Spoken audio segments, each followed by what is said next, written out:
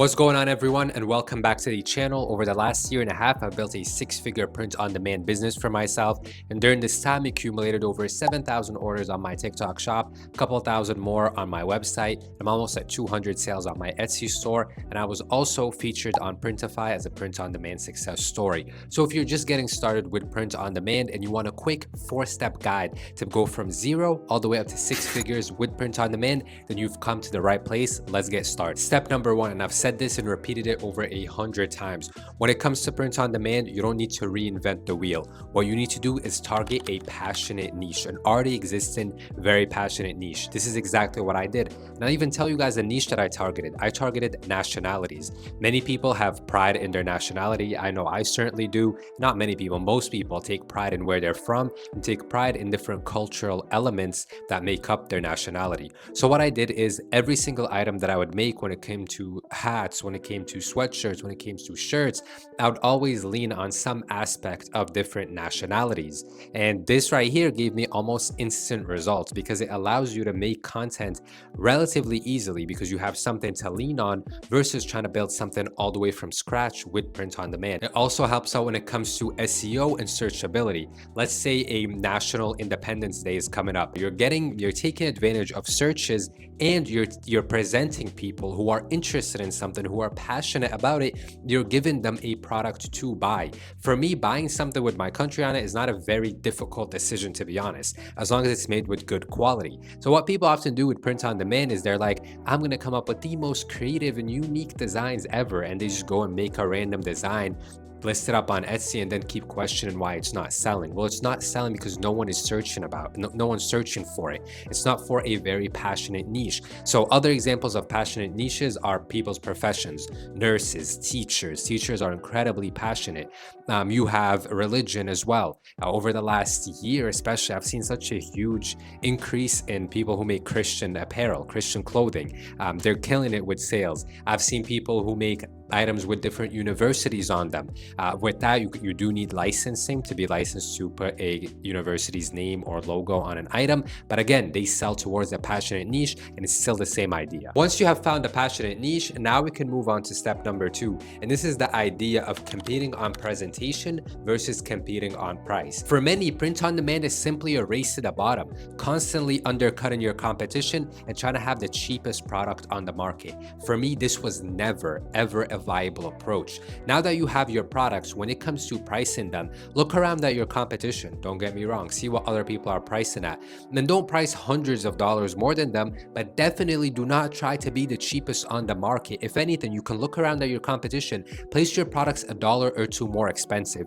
Here's where your competitive edge is going to come in. You're going to order in some samples of your items, whatever print on demand items you decide to do. You can do dad hats, let's say, and sweatshirts. You're going to order in samples, and you're going to go and actually do a photo shoot with these samples. Again, nothing professional. You don't need studio lighting in a studio and a professional photographer. You're gonna grab your phone like I often do. You're gonna grab a light. You're gonna go outside, find a solid, consistent background. Wait until the sun is at a perfect level where it's not too bright and it's not too dark, and you're gonna snap some photos. You're scared of the camera, tell your brother to do it, tell your sister to do it, your mother, your brother, your boyfriend, your girlfriend, your husband, your wife. You need real humans in these photos. That's what's gonna set you apart from everyone else.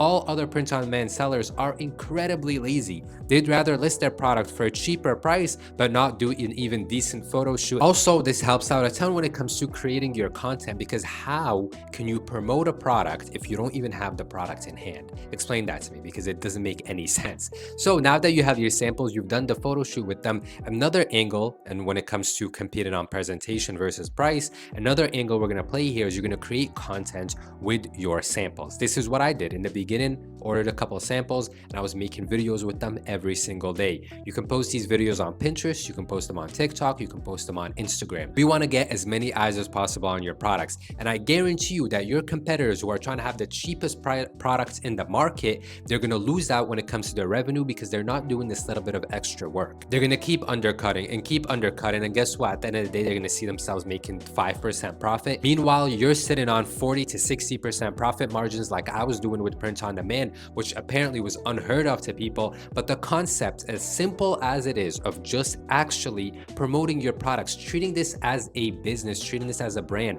I never looked at print on demand demand. And when someone, for example, asks me what you do, I tell them I have a clothing brand. I don't say I do print on demand or I do drop shipping or anything like that. You need to look at what you're selling as a brand. At the end of the day, the products that are presented best with the most content are going to warrant that additional price that you're charging, and it's going to allow you to stand out from your competitors because they're automatically going to assume that you're bringing the highest quality product. Step number 3, I sold on multiple different platforms, but I made a mistake here that I want you to rectify. I only sold through my own Shopify website and on TikTok Shop. I did not utilize Etsy to begin with, which was a monumentous mistake. And if I can go back on time, I would rectify that. So that's why I want you to do it. Many people, especially that do print on demand, kind of do the reverse. They'll only sell on Etsy, which is incredibly frustrating to me because at the end of the day, you cannot rely on one singular platform and be at the mercy of their algorithm. I'll notice since I started selling on Etsy, I'll have a great start to the month. I'm selling every day. I'm selling multiple items every day. And then all of a sudden the algorithm, I guess, isn't picking me up anymore and I go 5 days without a single sale. Now, if I was just selling on Etsy, I would go 5 days without a sale and I would make no money. But I also saw on TikTok Shop. So during that 5 days, I got 60 TikTok Shop orders.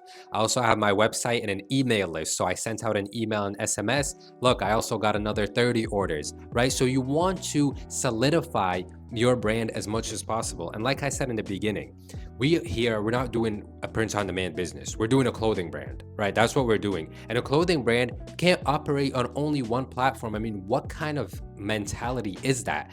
And many Etsy sellers, people who sell only on Etsy, will get frustrated when they hear this. No, Etsy's been so good to me, and like, why am I gonna sell on others? Well, look, the reality is if you want to take your business seriously, do this. If you don't want to take your business seriously, you want to make a couple $100 extra a month, continue to work the job that you don't like and just stay in it for the next 50 years, go be my guest. Only sell on one platform. But I can guarantee you that you will double, triple, if not 10 times your revenue by also selling on your own website where you can use email and SMS marketing, and also on TikTok Shop, and you're creating content on Pinterest, and you're also creating content on Instagram to get people to go over to your website. Now, you might hear this and get a bit scared, but I don't have time to create all that content. Well, we're repurposing our content here. Short form videos, we can post them on TikTok, and link our product through TikTok Shop. We can post them on Pinterest, link our website or our Etsy store, and we can also post the same exact video on Instagram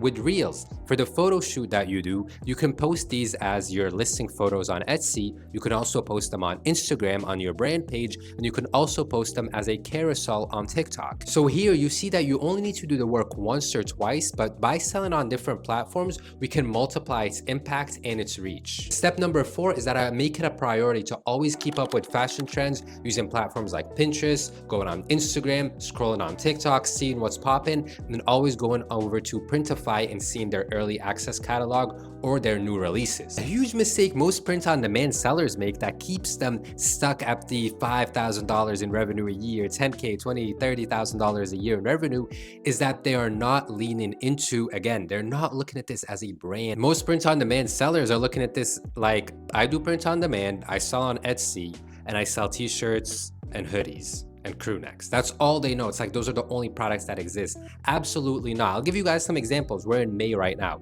Some fashion trends, some products that are doing well right now and that will do well in the summer are cropped tank tops, fitted women's cropped tank tops, spaghetti strap tank tops. We got trucker hats. Those are really popular right now as well. So that's why I'm telling you guys, you have to keep up with trends. These products are all available right now on Printify, and you can sell them with print on demand. I'm always on top of these new products. You need to stay on top of things. And to recap, here are the 4 steps that I use to go from $0 to a 6-figure print-on-demand business in only 1 year. Number 1, I found a passionate niche and I created products for this passionate niche. Number 2, I competed on presentation rather than competing on price and making it a race to the bottom. Number 3, I sold on multiple different platforms. These include Etsy, TikTok Shop, my own Shopify website, and also created content on Pinterest and on Instagram so that I never had to rely on ads and I get millions of eyes on my products every single month. And number 4, keep up with fashion trends. This is very easy to do using platforms like Pinterest, TikTok, and Instagram. Thank you guys so much for watching this video. If you want to take your print-on-demand journey seriously and level it up this year, check out my How to Start Print-on-Demand playlist right here, specifically for beginners. And go down below as well. The pinned comments in the comments is my free course that covers everything from print-on-demand to selling on TikTok Shop to how to create content that actually converts into sales. Thank you guys for watching. I'm out.